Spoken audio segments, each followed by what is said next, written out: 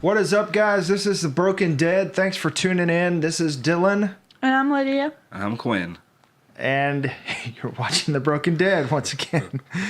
So I just want to thank you guys for tuning in. I know you guys have tons of things to do today. It is Halloween. Today we're recording, and me and Lydia wearing our Rick and Michonne cosplay. This might be the last time we could wear this. Or it is going to be the last time while Rick's alive. But anyways. Alive. Or on the show, rather. He might not. Yeah, we'll get into that later. But yeah, thanks for watching, whether you're watching on YouTube or Facebook, or if you're listening to us on podcast. By the way, I just want to say hi to our listeners in Tokyo. It's pretty crazy. What? Yeah, we got listeners in Tokyo. Oh, that's cool. It's very cool. Hi, guys. Konnichiwa. Yeah. What he said. So, by the way, check out the website. That's www.broken.picturesno.com. And check us out on social media. That's Facebook at Broken Pictures Social. And then on Instagram and Twitter at Broken_social. And if you're feeling generous, you can hit us up on Patreon at Broken Pictures. However, more importantly, it is much more helpful if you know, whatever, just like and share and tell your friends about this, people you know that watch The Walking Dead, who like The Walking Dead. Let them know about us and let them give us a shot. And if you like it, subscribe, rate, and review on in podcasts. Spoilers. Do we have any news? I didn't have any news. Walking Dead news? No, I don't think there really is anything. Yeah, okay. So, straight to the countdown then. Straight into it. We've got 2 episodes left, so, as far as we believe, for Maggie. Unless they pull a switcheroo like they did with Rick and decide, oh, no, you don't have to. You just have one. We got 1 episode left with Rick Grimes. And I don't know if I'm ready. Walking Dead and their flipping cliffhangers, I swear. Mm-hmm. That, but even still, moving on. Yeah, we love the show. Good, thick or thin, good or bad. If it's bad, we'll just make fun of it. That's what we did last season. It's not bad, but it feels like we're at a season finale, but you know we got like 13 more episodes to go. So, yeah. By the way, what's your Halloween costume today? So I'm going to work after this. So I was like, well, all right. I was looking in the mirror, and I was like, with this, what would go well with it? And I was like, sunglasses and a samurai sword? Sunglasses and a samurai sword. Always. So I just look like the bad guy at the end of any samurai movie. League of Extraordinary Gentlemen. That works too. But yeah, here's the sword. Yeah, It's he's got actually quite heavy because I can cut stuff with it. What? But yeah, It's fancy. Yeah, Lydia made her sword, so No, man, I did not make my sword. she made the holster, or the sheath rather, the holster. This is where I'm at. This is my Rick gun. I'll just lay that right there. Put it with my hat. The orange tip ruins it. Sorry. That's what she said. Gross. Anyways, so let's just jump right in. Unless you guys have anything else you want to talk about. that's about it. All right, so this episode's title was The Obliged, and the episode description they gave was Rick's vision of a civilized future is threatened by a sudden reckoning with past sins that remain unavenged and unforgiven. So, yeah, we saw all that happen. That was great. That's our breakdown. We'll see you guys next time. Just teasing. So, a lot happened. We're still waking up. I know Yeah. I am. I didn't have my coffee this morning. I did. I was up since like 7 because I have a baby. Yeah. But, I should have been up. Lydia let me sleep in. No comment. to her own detriment because I was late for everything. Lydia didn't let anybody sleep in. Lydia realized that anybody didn't have an alarm set, so she woke anybody up. Just snorted. By the way, it's our anniversary, our first date. Oh, jeez. So, I'm just gonna segue right into that. It's a happy anniversary, baby. 4 years I of not love you. setting alarms. She's figured me out by now. That's why she's not more upset than she looks. Would I look that upset? I'm just saying you could be throwing things, but you're not. Not that you do. She doesn't. She's totally cool. She thinks, guys. I have to say that. This sword is actually poking him in the side right now. No, not really. All right, let's get to it then. Yeah. So we come in, and it's almost like a Damon Lindelof style where we just jump in, people doing their thing, and I don't know if you guys watched Lost or The Leftovers or any of that kind of stuff, where it's just you go in and people are just doing their thing, going through their life, and we see Michonne. And there's always weird music playing loudly. Yeah, some quirky hipster thing or whatever. It was something. I didn't know whatever the music was. I didn't know what it was. I was like, okay, but I guess it works. So Yeah. Normally it has a meaning, so we should have looked it up. Yeah, I didn't think about it. This one didn't have lyrics, though. The last one had lyrics that were really weird. So anyway, she's going through her day. Last time we saw Rick's day, and so now we're seeing Michonne's day.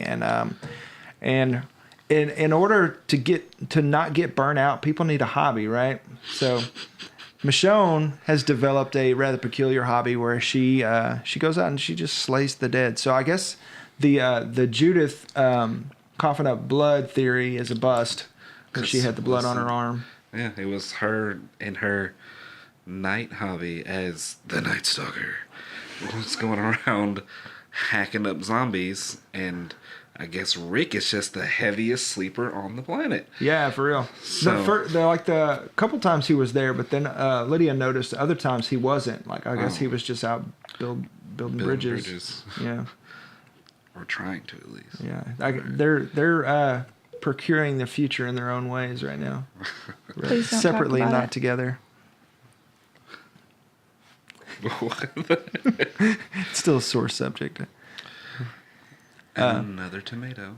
Yep, there's another tomato shows up where we see Michonne and Judith, and they're harvesting tomatoes. And, of course, Michonne is just, the good mom and mayor of Whoville, and and all the Whos are fighting over tomatoes and throwing each other's crops around and, just being, regular Alexandrians. It seems like everything that's going on outside of Alexandria just doesn't affect Alexandria. It affects the hilltop because they got to give people food. Sanctuary, they're the manpower. Oceanside's killing people, but Alexandria's like, oh my gosh, let's just run around, read books, and pick tomatoes all day. Yeah, it's like when you get into leadership and you're like, what I contribute is my perspective.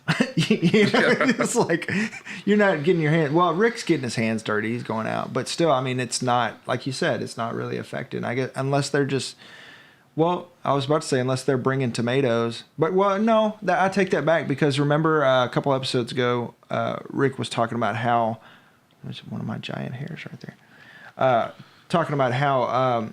They needed the reason Michonne went to the hilltop is because Alexandria had been providing food for the sanctuary and the bridge, and they were running low. So I guess yeah, but it's still just they're showing us a bubble for sure. Yeah. Probably won't see any effects on until after whatever's about to happen to Rick. Yeah, it's always darkest before the dawn. But yeah, that's reversed. It's looking good, and it's about to get better. What was that? I don't know if you guys heard that. It was like a big truck just drove by. It was like, sounded like the end of the world for a second. Speaking of the end of the world, Michonne is going out and slaying walkers more and more and more, and really enjoying herself until she finds one that's been hung. And not only did it remind her probably of Gregory, but on the second watch, it's a black man that's been hung. And so I think like I want to say the first episode, Lydia was talking about how one of the reasons Michonne wanted to rebuild the government and have her hand in it was to make sure that things didn't end up like the way, like kind of our political climate and all that kind of stuff, because she was looking at the State of the Union. Yeah. And I guess that this show could turn dark real fast, even darker than it already is. But, so. Yeah, they haven't really dealt with racism outside the show, or outside like people watching going, why is there only one good black person on the show and then they die? Yeah. And where's Heath? But I think that was more about the dreads. They couldn't deal with the dreads, so they were just like, we've made a mistake here. Let's just leave him. Could have just shaved his head. It's true. could've.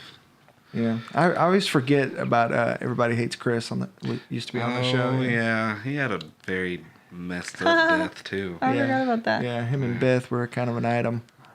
Yeah, his was gross, man. Okay, anyway, though. Yeah, I'm sorry. Lydia's job is to shoot the bunnies, so we don't chase the bunnies, the bunny trails. I made That really sounds dark. terrible. Yeah. I don't want to shoot any bunnies. To keep us Halloween, off it's the bunny okay. trails. All right, so which is why last episode we veered when she wasn't here. We ended up making 2 episodes, so we're gonna roll through this real quick. So, anyways, huge implications that she stumbles upon a hung black man.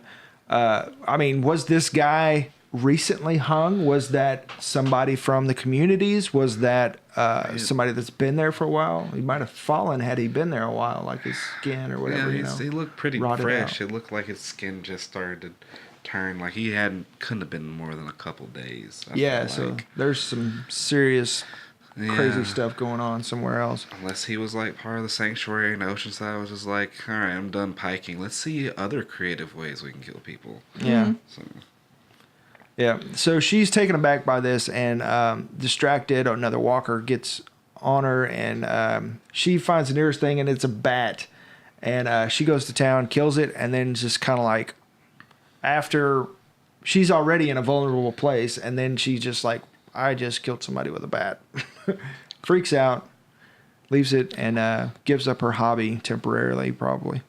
turns back and looks at that bat though. It's like, Mm-hmm. because I feel like deep down, she's like, that was pretty awesome.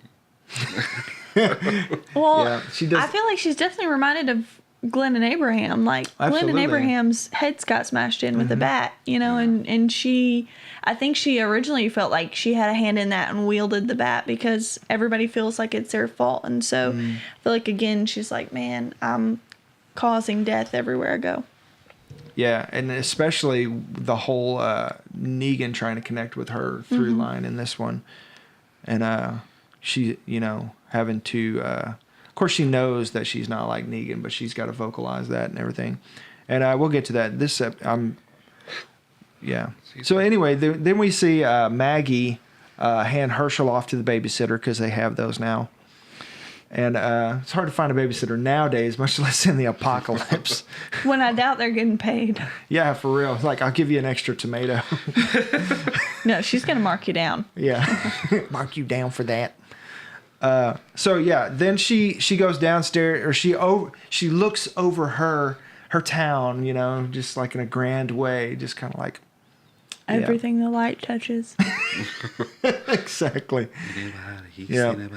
Except that she's going to where the sun don't shine, and take care of some business, and I don't know why I just wanted to say.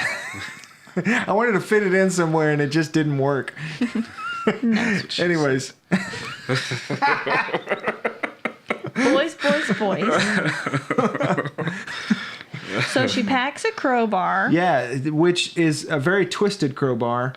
And to me, if I was marketing this show, it would be Maggie's crowbar. Like Rick's revolver, Glenn's and Herschel's watch. Which Maggie now Beth's has. piano. Yeah, which we haven't seen. Yeah, we have. Well, I mean, like once or twice, But It's very significant that we saw it in this episode. we see the watch this episode. Did we? I don't think we did. the crowbar for sure. Like she packs that thing, and there's a teaser where she's taking it and just like I mean crushing something, and the look on her face is just like where she's going there, and whether it's another walker or Negan's head, we don't know, but it's like I'm excited for Maggie's crowbar. I don't think it's gonna be Negan though. I hope it's not Negan. Yeah. I kind of don't want Negan to die. I kind of want Negan to get out now. Yeah. How would you feel if they set Negan up as a valid member of the community and he changed and Maggie was okay? Well, Maggie's leaving, but everybody was okay with it and he was reformed and he kind of became like the next de facto leader. I'd need there to be some sense of darkness. Like, it's cool. All right, Negan's the good guy now. Negan's that guy. He's the new Rick, but not Rick. But at the same time, I'd want to see him bust some heads open with a bat or two. Mm. Yeah. I mean, they would have to show... That would be interesting to see his struggle where he's like killing for necessity, but then kind of liking it. Yeah. But we'll get to the whole him getting Lucille thing a little bit in a minute. Yeah. I'm super struggling with this because I stayed up way too late watching this last night. So anyway, yeah, Jesus comes down and finally Jesus is being Jesus and being the peacemaker, trying to talk sense into people like Mag is his new Morgan. It's like, we don't have to kill. You know, why are you packing a crowbar, Maggie? What's that for? And it's like, look, you know, you the same problem you have with Rick, you're doing the same thing. You know, you're making a decision on somebody's fate. You already did that with Gregory, and now you're going even further. And you know, are you ready to do this? Basically, he's drawing a line in the sand, and she's like, too bad, so sad, Jesus. And, you know, then they brought up the fact that conversation that they had at the end of last season, like, you know, we're about to take Rick out, but he was like, pretty much, we had some time to think about it. Maybe we were just kind of acting a little harshly, and now you're about to just mess everything up for everyone. I'm so glad that they had that explanation and showed that there had been some time and just kind of like that it was like a knee-jerk reaction type thing. Yeah, but I don't know if you can hear that, but now the truck seems to be in our driveway. It became a train. Yeah. Anyways, we live in Arkansas. There's hicks with big trucks all around. But anyways. We live in Northwest Arkansas. Like, yeah. This is one of the least hickish places in Arkansas. Yeah, don't have everyone think it's all dirt roads and cows. Although we do live right across from a pasture. Yeah. And our neighbor has like and rebel a Waffle flag House. stickers. So like, I mean, like, we're just in the middle of everything here. Yeah. So anyways, where are we at? Number 7. I don't know if y'all are aware of this, but it's not in my nature to wait on people and, you know, drag things out and stuff. So this is a weird form of torture for me. You're welcome to jump in. That's why you've got notes. There's 26. But then I would lead it because that's the kind of person that I am. Oh, okay. Oh, we can co-lead. We're co-hosts. Yay.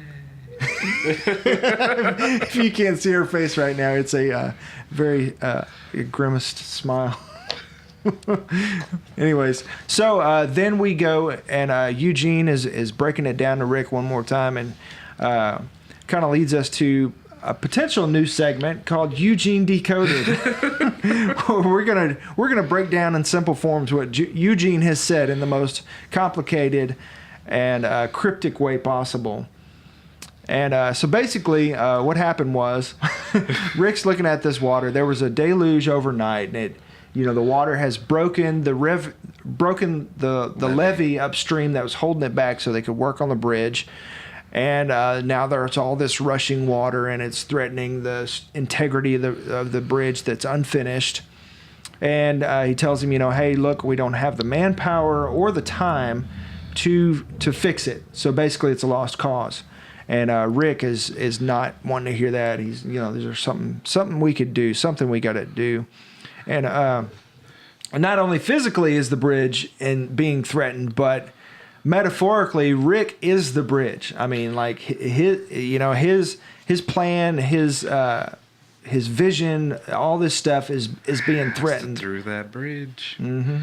And without the bridge, everything's going to literally and figuratively be destroyed. Yeah, there's been a figurative deluge of problems threatening Rick's plan to join the communities, and everybody kumbaya.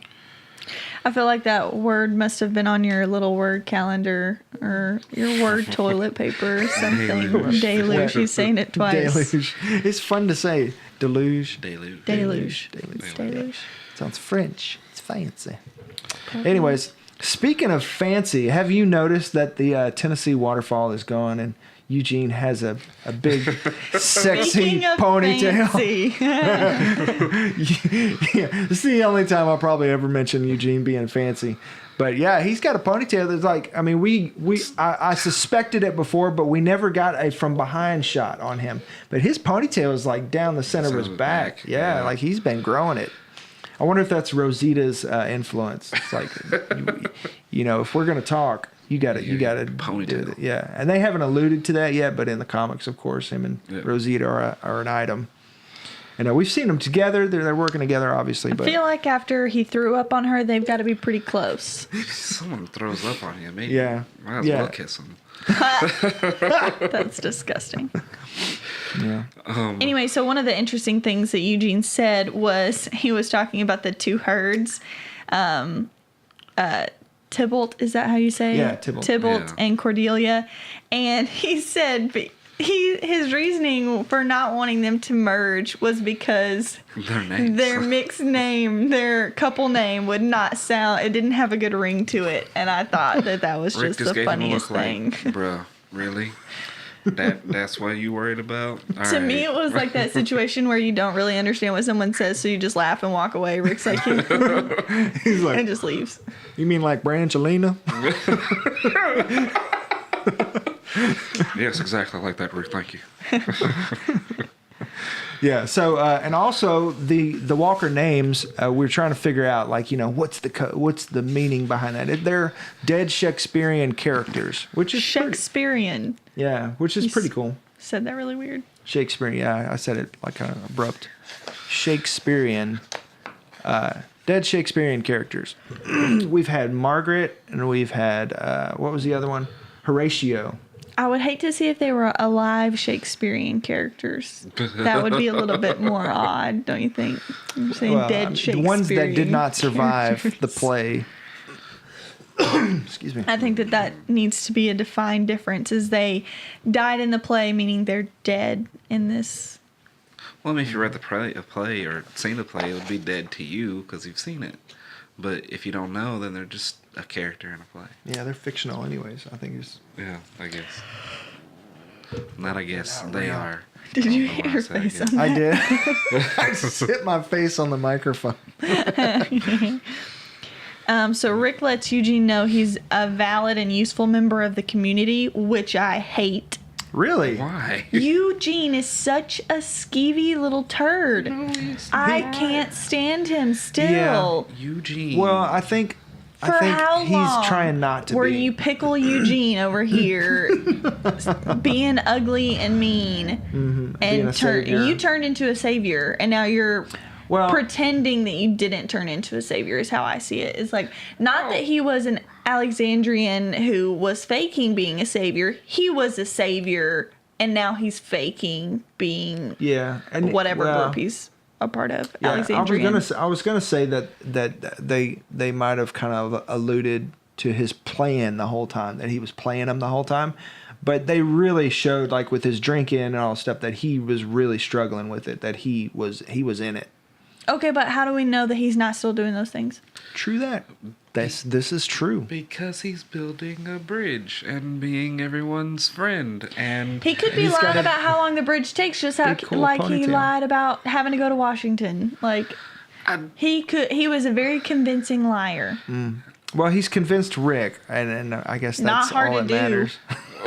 Yeah, Rick isn't the best judge of character as we've seen. For some reason, anymore. he still believes Judith is his child. Like No, he No, actually told he- Michonne that he Yeah, knows that Judith's he not his knows. child. what? Yeah, Yeah. last season. He said whether or not she's mine. He doesn't Well, he know. said, I know. He did. Yeah, there was a scene. It's like, I know Judith's not mine. What? And I then- do not remember Yep. this. Yeah, I'll have to find it for you. But even still, Eugene's greatest quality, besides somehow being the best engineer alive, is the fact that he's a survivalist in the weakest way. But he's going to do whatever he has to and align himself with whomever so he can survive. And him being against Rick would be in his worst interests, even though Rick's about to leave. Yeah. He's a weasel, but he's not a liability like Gregory was, I guess. Your face right now says that you harshly disagree with me. I do, but apparently I don't have any evidence, so I'll just You're gonna let that marinate. sit on the bench for a while. Okay. We'll see. We'll see how Eugene does, if he's actually changed or if he's should be lumped in with the rest. What if Maggie uses the crowbar on Eugene? What if it's Eugene that she kills for whatever reason? Why? It's just, I mean, Eugene could be like, no, you can't go kill Negan. No, stop this or whatever. And then she's just like, nah, and just starts busting heads. And then turns into Negan with a crowbar. Yeah. And that's why they got to put her down. They're not going to kill her. Or put her in Yeah. jail or Yeah. wherever. Yeah, oh man, that would be the worst torture to be in the same cell with Negan. Well, she would just kill him. Somebody True. gotta die. Yeah, they would just fight. Yeah. That'd be stupid. So Carol appoints Alden. Is it Alden or Alden? Alden, I think. I would Alden? say Alden, but that's just me. Al. To be the new leader of the sanctuary without even consulting Rick. Like, didn't even say anything. It was just Yeah. like, oh yeah, I sent Alden ahead. Yeah. And then By the the sanctuary way, I'm shows up done. and is like, oh Deuces. yeah, Alden, we beat Alden, so you're dead. Yeah, is Alden dead? I mean, I hope not. I They really didn't- liked him. Yeah, and because what's his name? Jed said that he tried a move on Alden, but Alden wasn't as quick as Carol. You know, that Alden tried the same thing or something like that. So I mean, I don't know. That kind of sounds like he got Alden. I really hope not, because like I feel like he deserved an on-screen death at this point. Yeah, I He's agree. dead. Thinks he's got choked out. Very possible. Maybe he's just wounded or something. Yeah, left on the road Yeah. with a piece of rebar in him or something. So when Carol tells Rick about Alden, she also tells him that she's going back to the kingdom and they're just going to do their own thing. Yeah, it's like done with the saviors. They need to figure out who they're going to be. They don't want us anyway. Deuces. Yep, everybody's kind of abandoning Rick's plan of a perfect utopia. And it's like, nah. Excuse me. It's either us or the saviors, and we choose us. Yeah. So then Jerry shows up and it's like, hey, Jefe, got something. I don't know what Jefe means, but it's probably Spanish for something. Something Yeah. cool, because Jerry's cool. I feel like once upon a time I knew what it meant, but now I don't. I'm going to look it up. Keep going. Cool. So, he shows up and he's got word from Jesus. Boss. I think it's boss. Maybe. You're right. It is boss. Cool. Spanish for boss. So, who's the boss? Rick. Rick's the Rick's boss. the boss. Anyways, I feel like that was almost like a Shaft type thing. Just talking about Rick. Anyways, jeez. Excuse me. Sorry, I got a little catch in my throat. So anyways, he rolls up on a horse and tells Rick that Jesus said, "Hey, Maggie's headed to the to Alexandria to do." He said, "You would know what that means," and of course Rick did. And we saw this clip on Talking Dead last week. And so Rick, calls the relay to Alexandria. It's like, "Hey, don't let Maggie in without an escort." And lo and behold, Oceanside is on the other side and does not relay the message. Straight up lies. "Hey, we got you." Psych. Maggie's done talking. Maggie and Rick's on the line. "Maggie, if you can hear me, hey, let's talk." So Daryl's sitting in the background, kind of like eating an apple or whatever he's eating. Something And he has to eat I do with want to that. say something about the walkie kind of thing, because whenever Rick picks it up and he's like, "If you're listening, I want to talk," made me think of when he talked with Negan over the radio, and I thought it was a very interesting parallel. Wow, yeah, I didn't think about that. Yeah. The same situation again. Bum, bum, bum. Man, So- I'm just bringing the points. Points. She's got all the points. 10 points for Dumbledore. For I'm Team Dumbledore? Not for Voldemort. Dumbledore. You know I'm what Team I mean. For Voldemort. Hufflepuff. I just like saying Hufflepuff because it's like Hufflepuff. Well, did they even show any of the other schools? They showed like don't know. Slytherin and Hogwarts. But we're going to get Yeah. so off subject if we go down that hole. So, Yeah, let's stay on point. Maybe we'll do another show where we talk about pop culture or something. That would be fun. coming soon. Other stuff. Again. The sequel. I'm sorry. All right, boys. Okay. I get tickled. I'm sorry. So, anyways, So Daryl's kind of watching from the shadows or from his tent, and comes over and it's like, "Hey, bro. Hey, hop on. I'll take you, and we'll get there faster."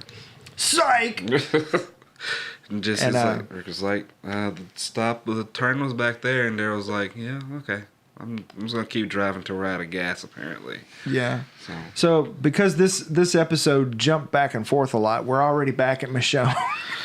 Just I should have lined these out as they happen, so we could just talk about one thing instead of jumping around. But anyways, we'll see if I do that next time. So Michonne gets a message that a quarter of the tomato crops have been eaten by crows, and that's a comic reference, right? With the crows. yes. You want to talk about that a little bit? So in the comics, the crows, I don't remember if I read this part, but in the comics, the crows, they ended up, taking a lot of the crops right before the Whispers came, and they were kind of an omen in the comics. Just a dark omen that things are. About to go down for whomever. Yeah, and not only the tomatoes, of course, represent Carl's vision that they're taking a hit. Yeah. I feel like crows are always a bad omen. Except crows are actually really smart and cool. But in movies, they're always used as a bad omen. Oh yeah, Yeah. Yeah, absolutely. Yeah, they're symbolically for show. And also, guess what? Negan's on hunger strike. He's trying to be Gandhi, in his own way. And we're back at Daryl and Rick. Daryl drives Rick out to nowhere. Rick makes him pull over, and then we get the shot where Daryl drops the bike and does his Michael Jackson lean. And That's super aggressive lean. yeah. What is going on with the bottom of his pants? Like, he's got them rolled up to his knees or something. Like, there was some weird thing. Anyways. Daryl? Excuse me.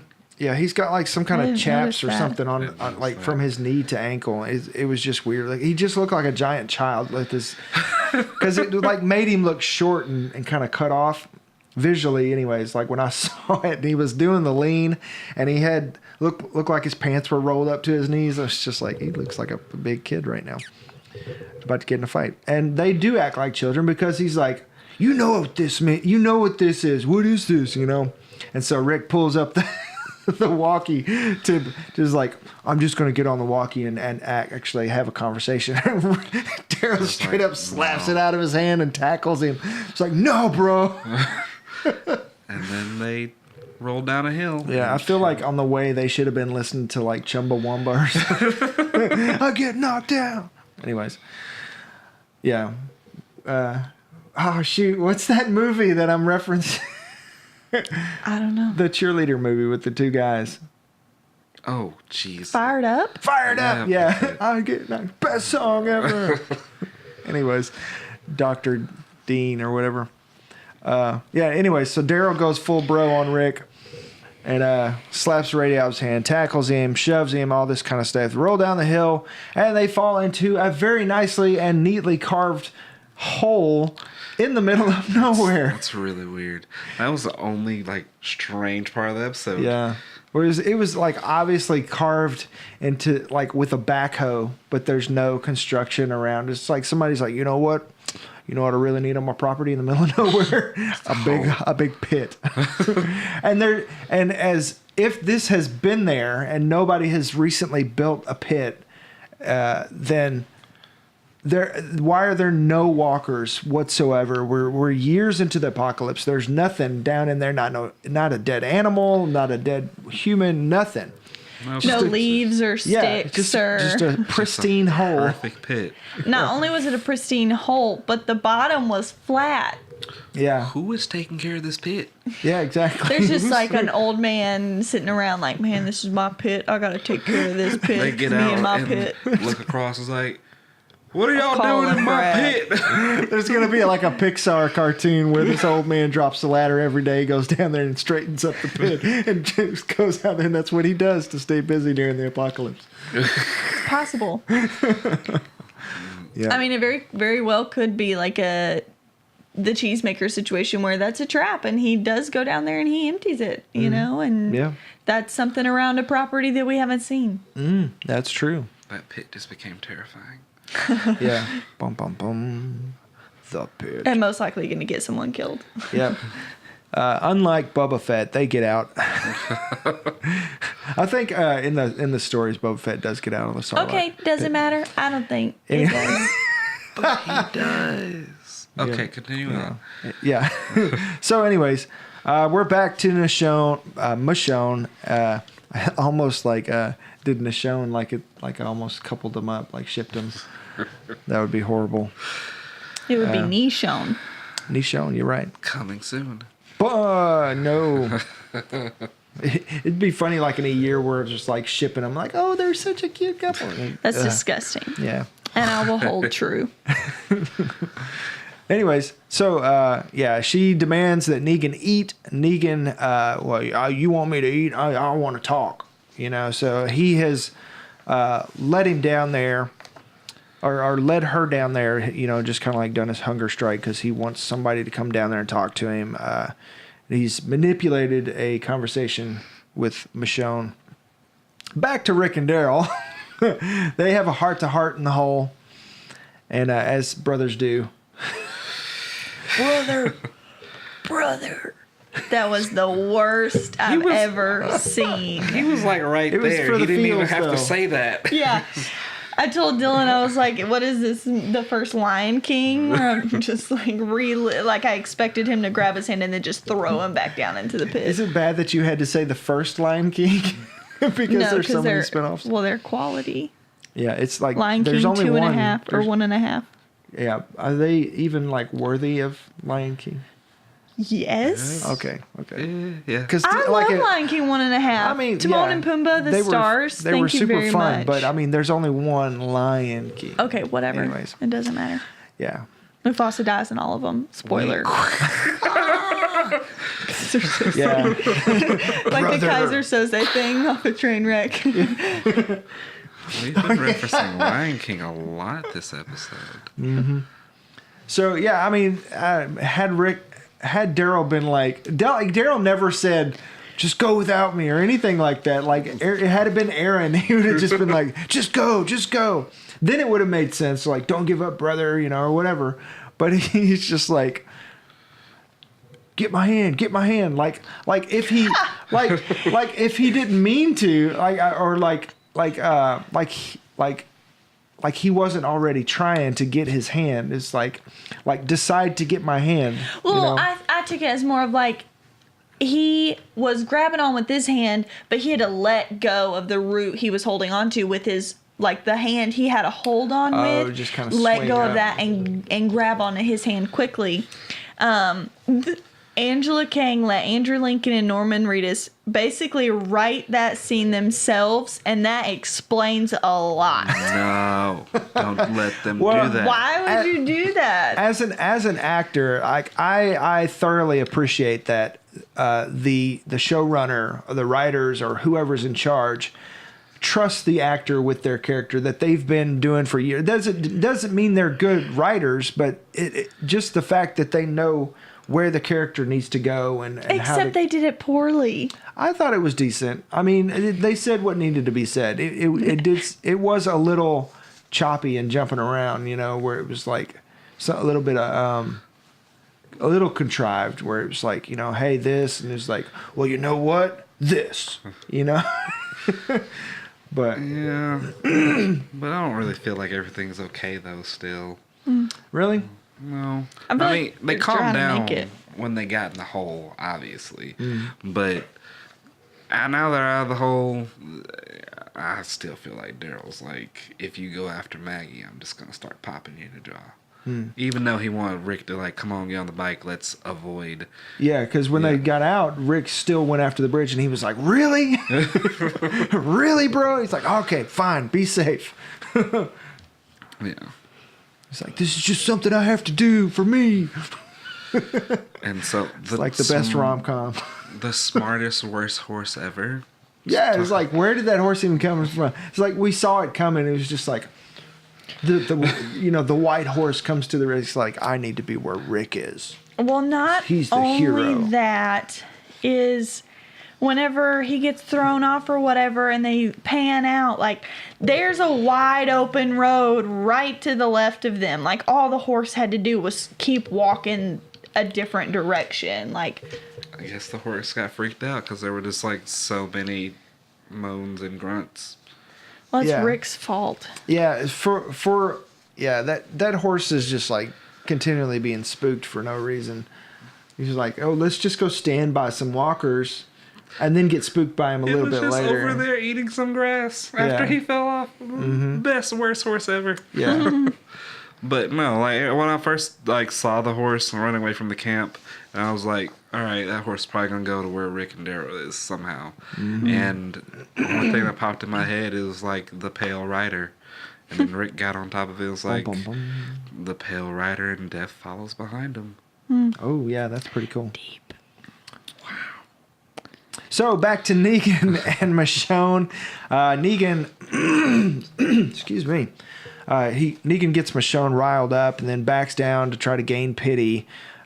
Is like to me, this is just like a manipulator doing what a manipulator does, and he tries to connect with Michonne by pushing her buttons and saying that she was thankful that Andre died, and because he was weak, he couldn't have made it, and it actually made her strong.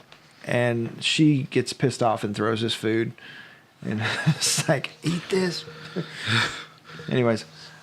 So but we see Jadis. weird Jadis kiss Gabriel before she tries to have him eaten by a walker. At this point, I'm confused what her original name was, if it was Jadis or Ann or something different, because when she's acting like Jadis, we call her Jadis. And like it's like a Hetchel and Hyde, or what is it? Jekyll and Hyde. Hetchel and Hyde. Jekyll. That's like the German version. Anyway, it's like that where like you see one side of her sometimes and then a different side, and we're literally referring to her like she's two separate people. Yeah, absolutely. Just Jan. Jan. Jan. I'm calling her Jadis because to me, like she's gone. Even though Gabriel is on Team Ann, I'm Gabriel's done. an idiot. Yeah, Gabriel ain't had none in a while. Actually, well, he's Episcopalian, so he's okay. What I was gonna say is that he can't be that dumb though if he's smart enough to be like, I forgive you, which made her not kill him because she was definitely gonna kill him. Yeah. And then so he manipulated his way out of that one. Yeah, well, I don't know if he meant to, but like even when it was done, like I even said, "Oh, it worked." But he was really heartbroken after he woke up and found a little note in his jacket and was like, "Bye." And he was like, "Oh no, she's gone." Yeah, but I mean, like Lydia said while we were watching, it's like, where did she get chloroform? Is that maybe that's one of the things she traded for somebody? It's like, you know what I need? Some chloroform. It's going to take an A. Serial killers in the apocalypse, they swear. But I feel like probably not that many people would buy or like raid chloroform, like loot it or whatever, like steal it. So depends there's on probably some who you are. around. Like, if you think this should be in your toolkit. Which Jadis obviously did. She was smart for doing that since she wanted to try and leave Gabriel puts the there. lotions on its skin. So, excuse me. Then we go to the Saviors coming out of the woods, and we found out that they've turned on Alden, and they're trying to ambush Carol at the bridge to get to Oceanside. They figured it out, and which took them long enough. Excuse me. So they start pulling guns, and there's a little Mexican showdown between Jed and Carol, and Carol backs off. Basically pulls the same thing that she did on him the first time, just to show him how dumb he is. She disarms him, and somebody fires a gun, and I really, really hope that Jerry doesn't die. If Jerry dies, we riot. Like they haven't spent enough time on him currently to do that. Like, every show spends a lot of time on somebody before they die, and we haven't seen Jerry enough for him to die. I don't know. We'll see. Right now they're focusing on Rick, but I mean, they'll probably just kill off some B characters. Maybe that's what it is: A character and B character. You're not a B character, Gabriel. You're an A character. That's now that you all have one eye and a cool hat, you're an A character now. Now that you look cool. So we hear the gunshots in the distance. Rick and Daryl freak out. Oh, we got to get out of here. And then, like on cue, the zombies are like, "Whoa, there's a hole," and they start falling in the hole. And not contrived at all. Not, just completely natural. That happens all the time. And so anyway, back to Michonne, and she's reading.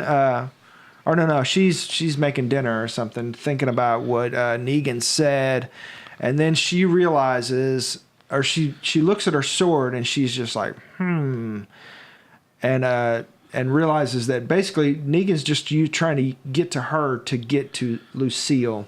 And, it's like all this time, you were actually just trying to get to Lucille. You thought I was your last best hope.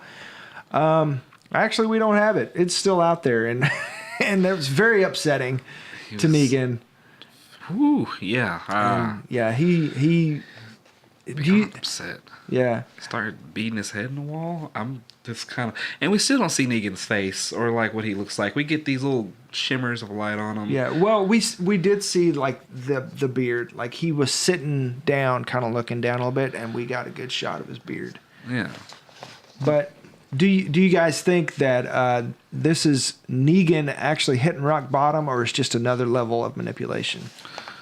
I think it shows the level of insanity that is within him. Mm-hmm. Like, it just shows that he has been crazy the whole time. Okay. And you don't think it's like the hunger strike? It's like, I'm going to do something extreme so they have to show me more attention and I can get what I want? I think it's like Negan just kind of, he's like, I've been here for almost 2 years. I'm tired. I'm alone. I have nothing in this world. Rick keeps coming down here gloating. The only thing that will give me any solace is to know I still have the bat that I busted his friend's head open with. And they were like, no, we just left it in the field. We don't know where that bat is. Or if someone else came and got like, oh my gosh, who did this? This is great. I'm going to bust heads now. Yeah. Speaking of Rick coming down there gloating, like the only ammunition that he had to use against Michonne was the information that Rick gave him. So Rick kind of screwed the pooch there and like kind of set it up. Every monologue does. Mm-hmm. Just like a villain monologuing and telling his plan, and then the good guy is like, oh dang, now I can figure out how to kill him or do whatever because now I know his evil plan. Yep. And Angela Kang said that Michonne could be lying about the bat, that they might know right where it is. They might have it. So that's interesting to know. Rick probably has it. I wouldn't be surprised if you look in Rick's closet and it's just right there. Mm-hmm. Just sitting up in the corner gathering dust. That would just be wonderful. Yeah, what's that smell? Nothing. Oh, dang, forgot to clean the bat. Oh. So, okay. Excuse me. Also, Michonne very heartfelt called Carl and Judith her children. And I think Lydia about broke. That was sweet. Yeah. Oh. Yeah. It's adorable. So Michonne is all in. So anyway, okay, so back to the pit. Rick and Daryl climb out. Rick calls Daryl his brother again. The white horse shows up from the bridge very conveniently, and they argue about who's going where. And whether to leave the bridge. Daryl goes to help Carol, of course. And Rick tries to leave the herd away from the bridge. And to his own detriment. Blinded once again by his Rickiness. Rickiness. Ricky Rick. And so then we go back to Gabriel waking up in Jadis's old apartment in the shipping container. And, no, that wasn't her old apartment. That's the one where they held Rick. Oh, okay. Oh, yeah. Okay. I was about to say, how typical. She just up and left him. Never called him back. She left a note. Oh, yeah, she did leave a note. Which said, if you want to go fast, go alone. If you want to go far, go together. I need to go fast. And it's such a teacherly thing to say. It's like a quote from a book or something. Because Anne was a teacher. And, of course, Gabriel is heartbroken. You know, that's not good enough. Like, I half expected him to hit his knees and scream up to the sky. No! The angle they had on him. Yeah. And the rain just starts. Yeah. Had it been The Notebook, that would have been... that would have happened.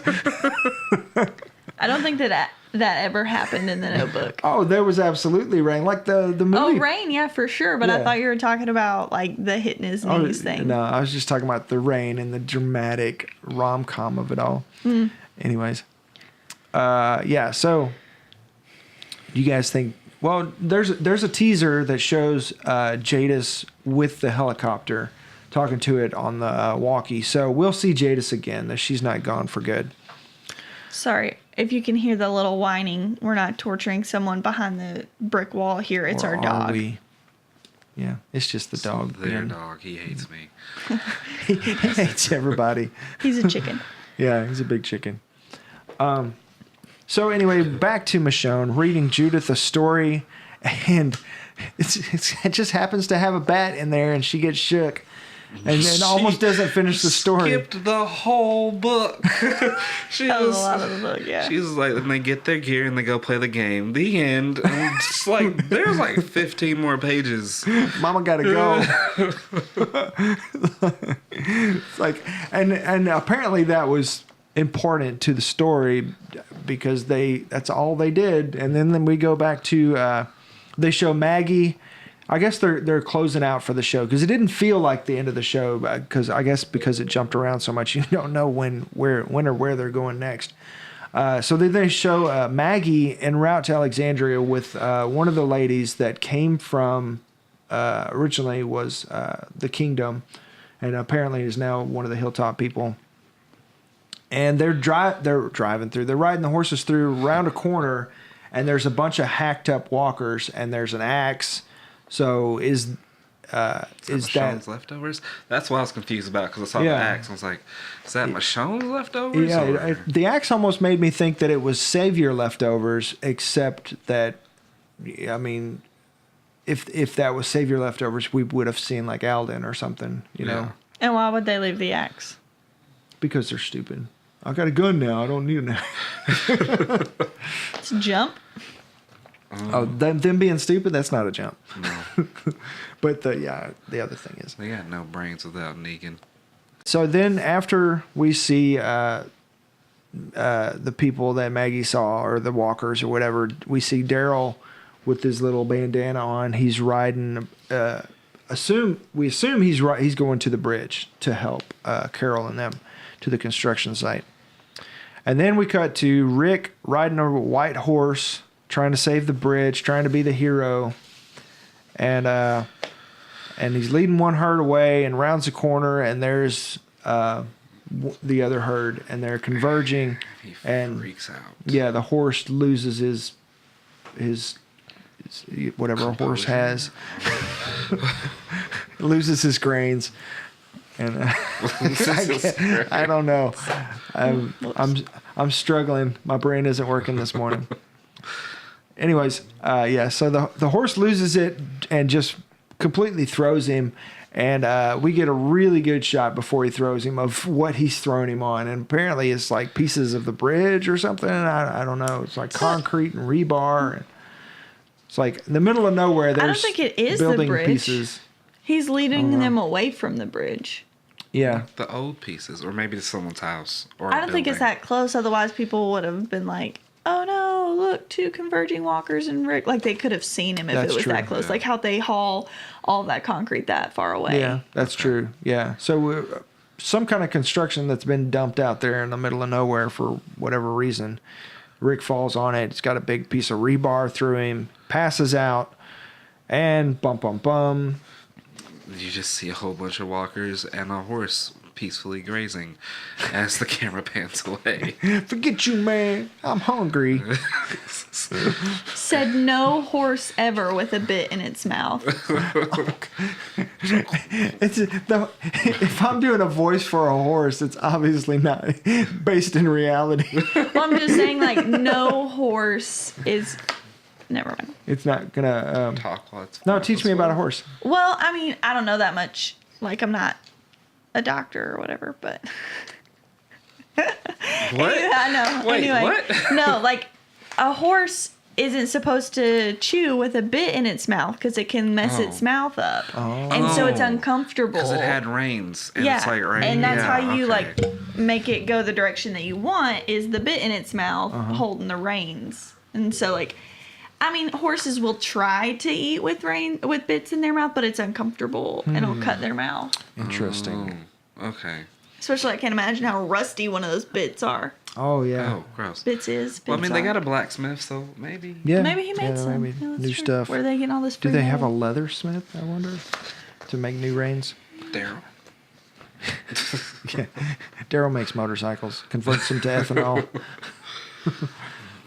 All right. Yep. So, anyways, that's the episode, and we are left with a cliffhanger. We don't know what happens to Rick, except for what we see on the teaser for next week's episode.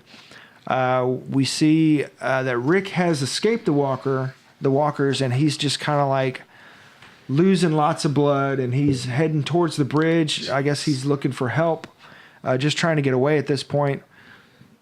But he has before he wakes up, apparently has a fever dream, and we saw a clip of it on Talking Dead where he's standing in the hospital, holding his side, and he's looking out the window, like looking over himself, where he was in his coma at the very beginning.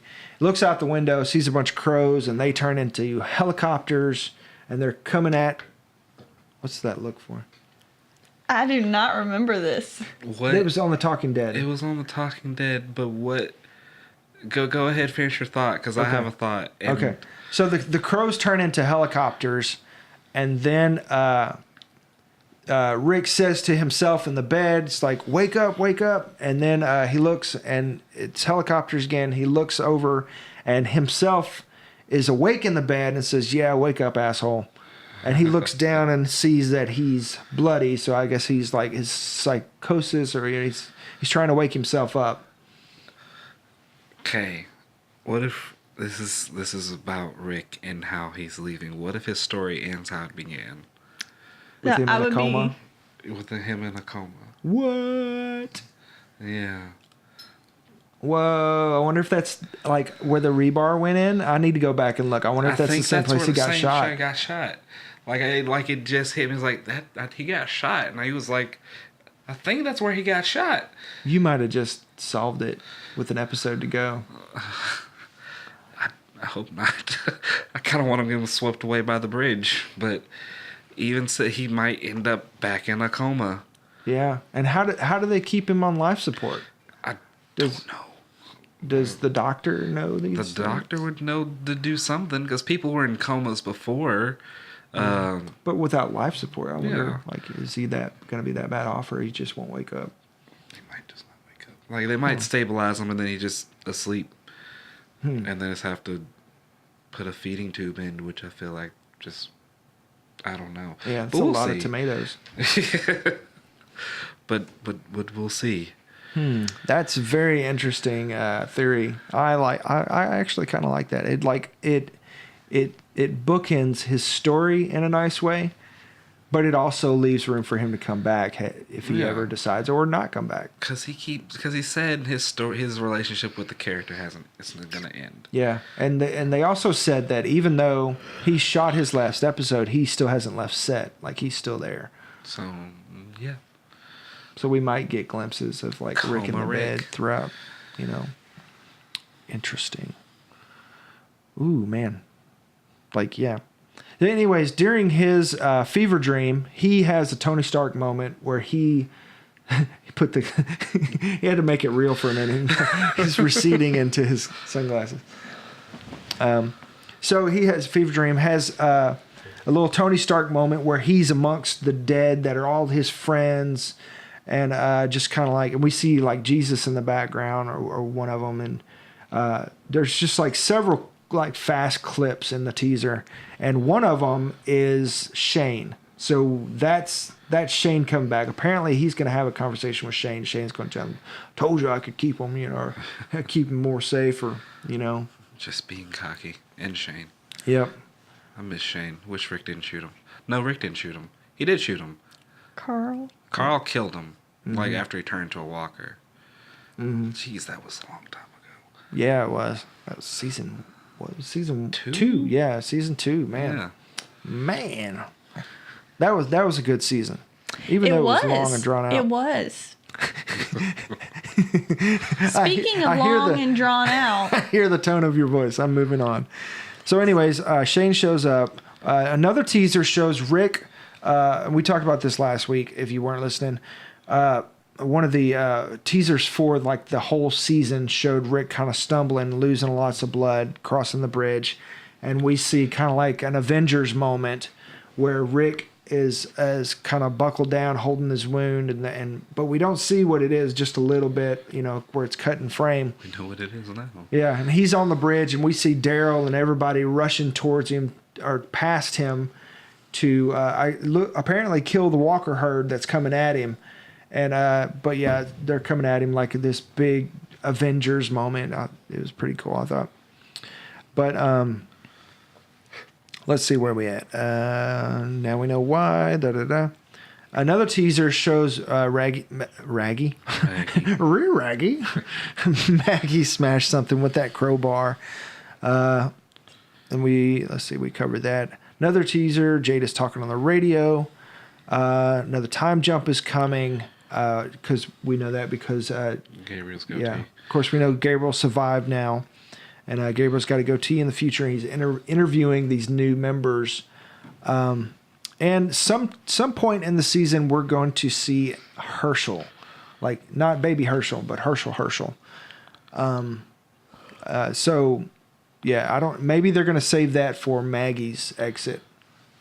Just kind of, he comes back, talks to Maggie, but then would she die, or she's just kind of like dreaming? Yeah, well, they've said that she doesn't die. Oh, Like yeah, they're that's leaving true. it open ended for her. So, But it might still be like a fever dream like Rick is having with Shane. Maybe she has one with Herschel. Yeah, or Rick had with shoot, Lori, his wife. Yeah, or he just had visions and saw stuff, or Daryl with Merle. oh, and like the phone calls that he had. Yeah. The phone that wasn't connected to anything. Yep. Yeah, Rick is crazy, man. Rick is crazy. Crazy. Yet we Rick still was love the him. best Rick, though. We're still mourning his loss. Our loss of him. Anyways. All right, so that's it for us. Thanks for tuning in once again. This one was a little bit long and drawn out. But thank you once again if you've listened all the way to the end. Don't forget to like and share and tell your friends about it. And each episode is going to be different. That's the fun of it. And so whether you're watching on YouTube, Facebook, or on podcast, we thank you. We appreciate it. And share with your friends. Tell your friends. Check out the website, www.broken.picturesno.com. And we're on social media, Facebook, Broken Pictures Social, Instagram and Twitter, broken__ social, and Patreon, Broken Pictures. That's us. That's us. The show. Yeah. So I'm Dylan. I'm Lydia. I'm Quin. And this has been The Broken Dead. Thanks Peace. for watching. Bye.